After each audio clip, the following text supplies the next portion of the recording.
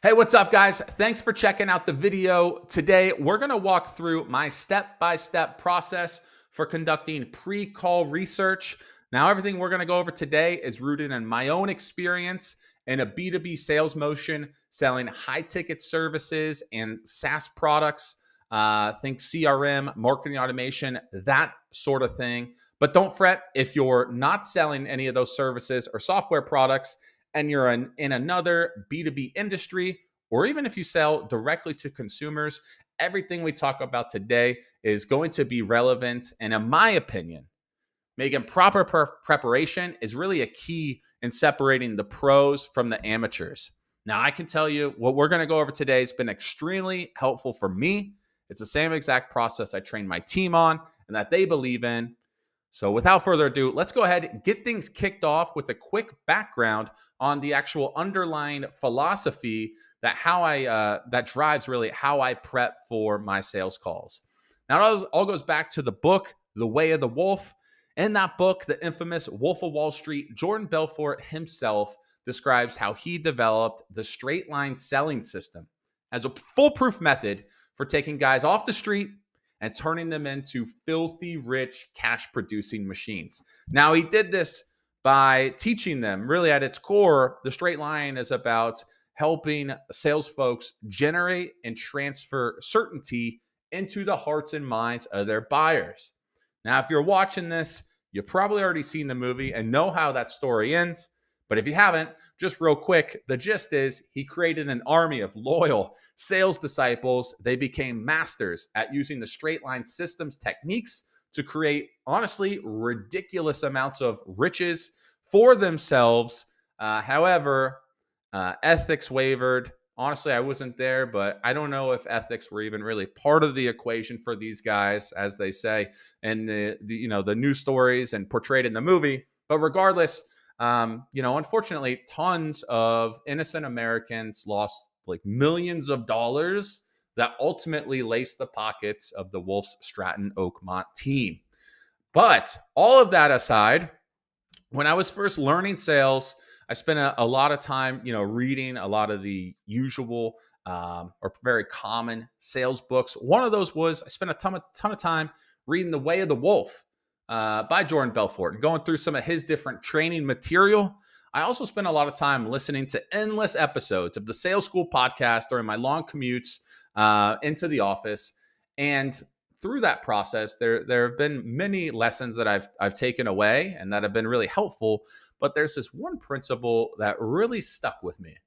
And that is that sales is nothing more than goal-oriented communication. Sales is goal-oriented communication. Now, this struck me like fire, and it's stuck with me now for years. And honestly, it's vital to how I approach sales calls for maximum success.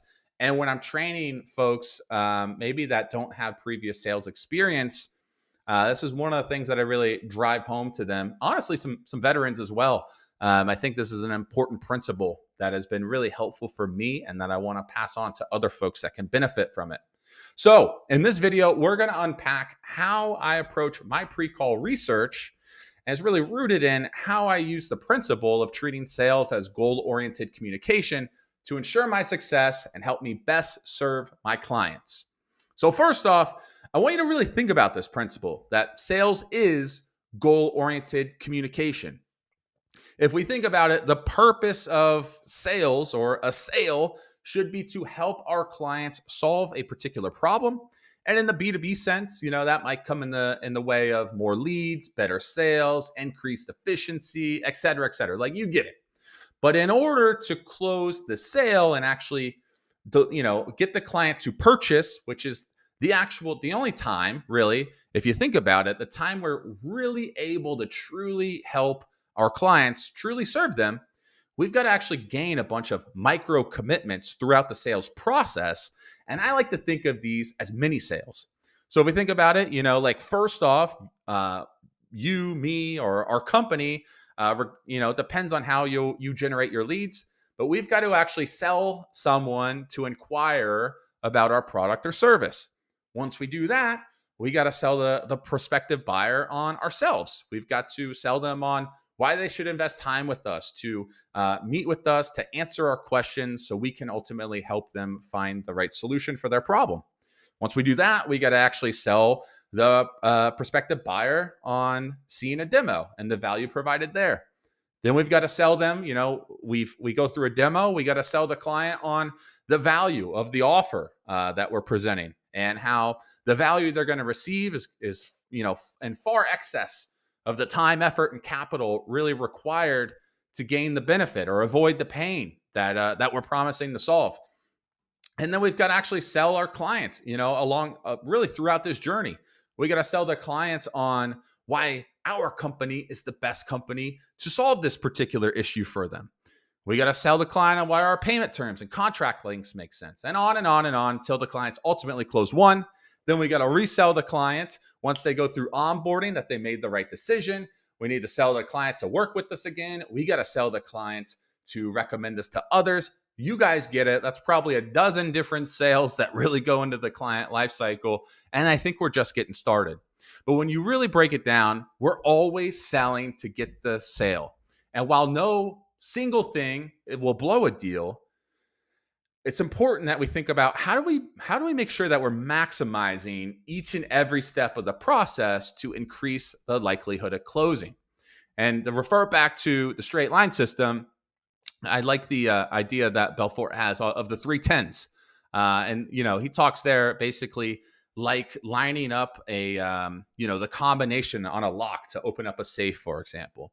We've got to, spin the lock one way, then the other, then the other, and then, the lock opens. And this idea of the 3 10s is we've got to ultimately sell the client 10 out of 10 on ourselves, on our company, and on our solution.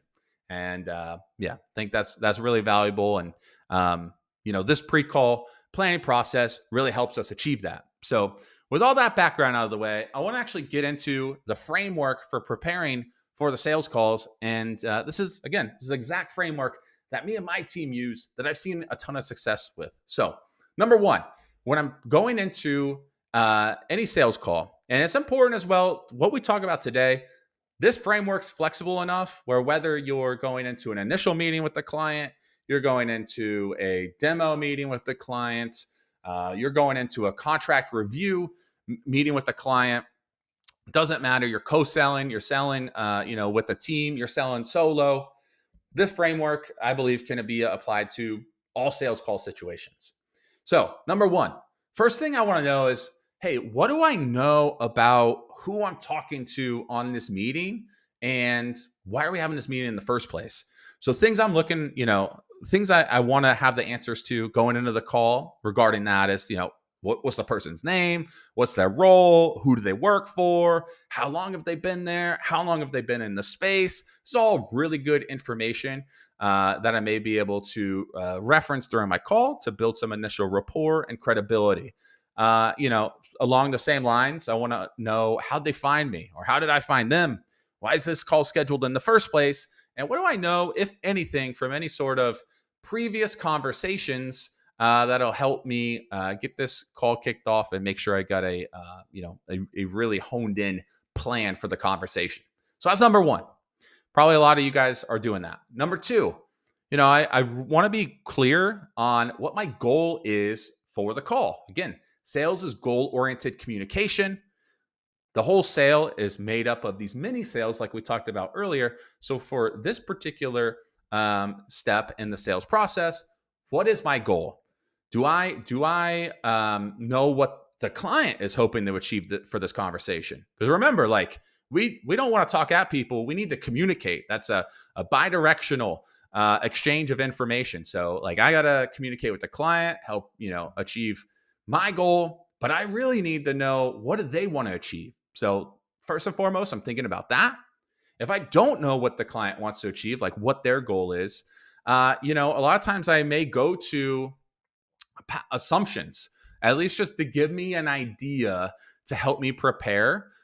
For example, hey, maybe I've never met with these folks before, but they had booked some time with me. And maybe based on their use case, their industry, who I'm talking to, I might be able to at least have an idea of how we've helped or how these types of conversations have gone for previous clients in the past, at least to get me a starting point, to make sure that I'm being proactive and productive in the conversation.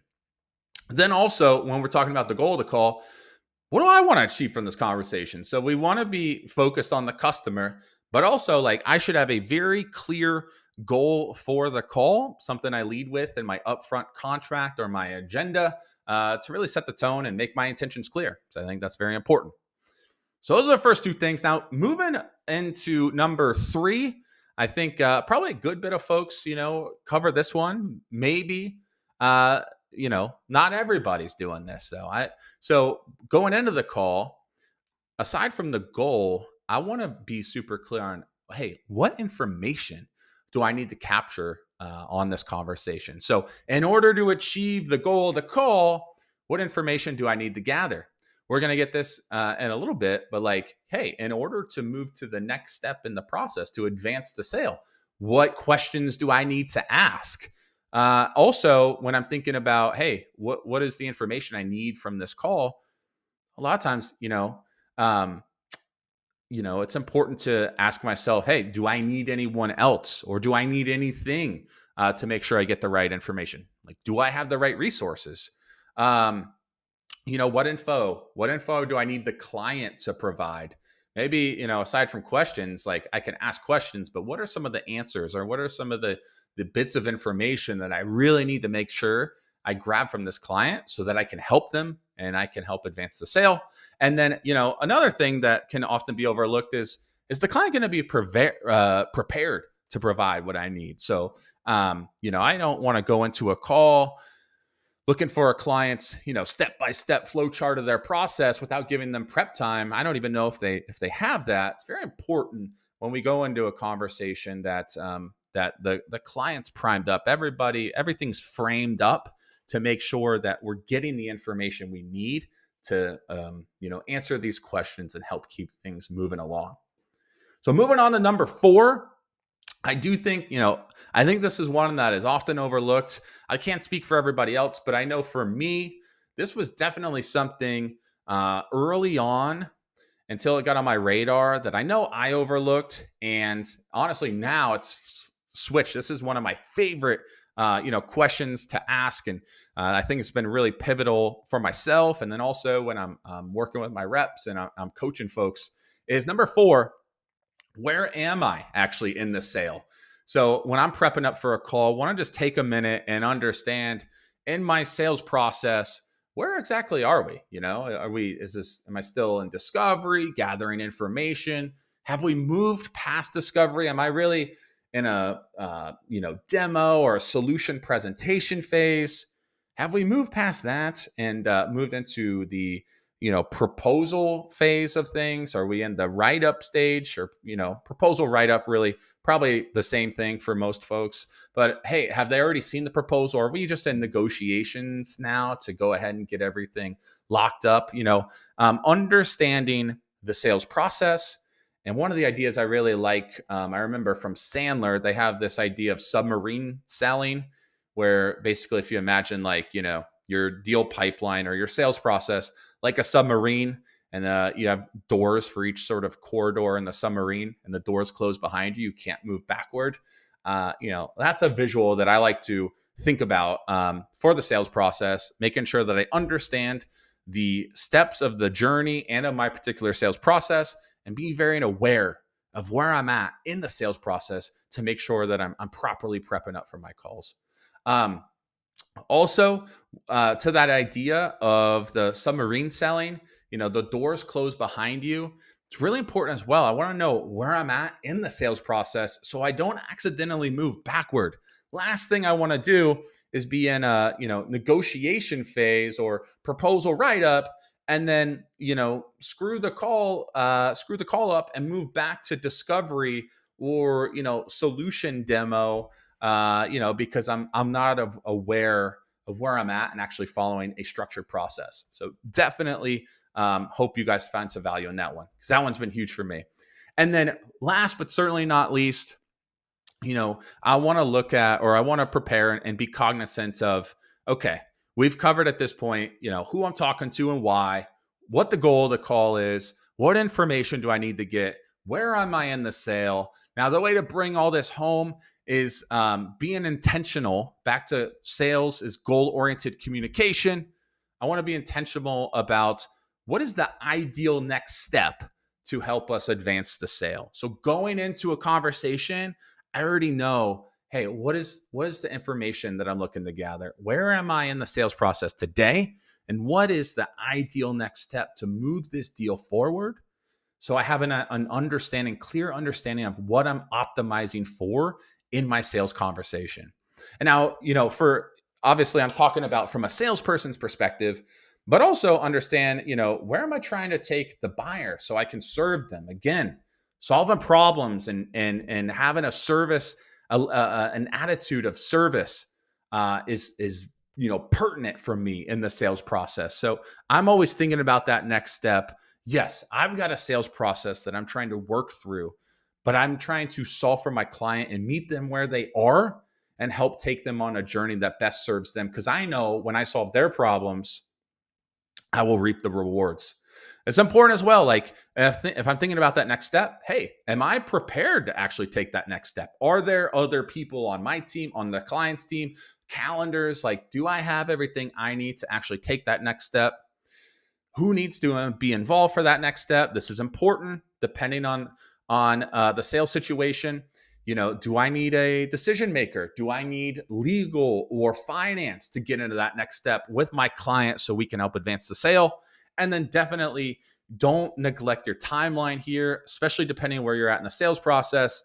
We all work off quotas. And also, again, back to our clients, hey, do they have a strict deadline in mind? Like, how do I help them hit their timeline objectives, which will help me? So really being intentional about what is that next step, but also when does that next step need to take place? So listen, guys, if this is, these are the 5 steps. Let me just recap them real quick. So we got number 1, what do I know about who I'm talking to and why?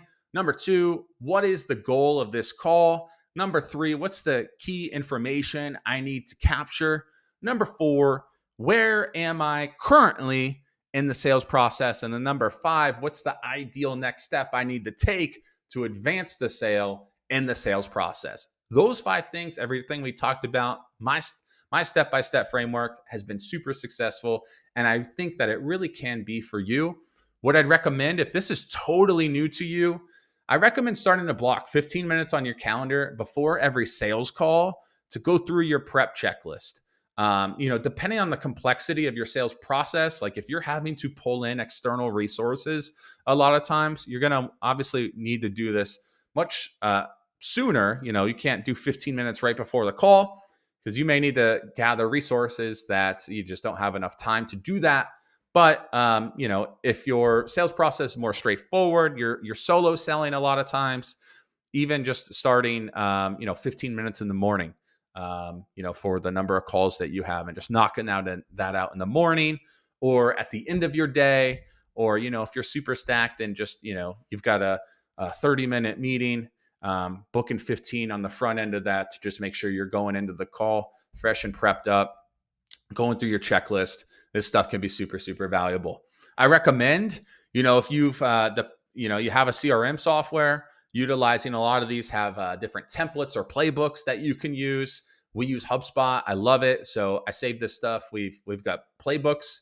We have HubSpot calls snippets. Super, super valuable.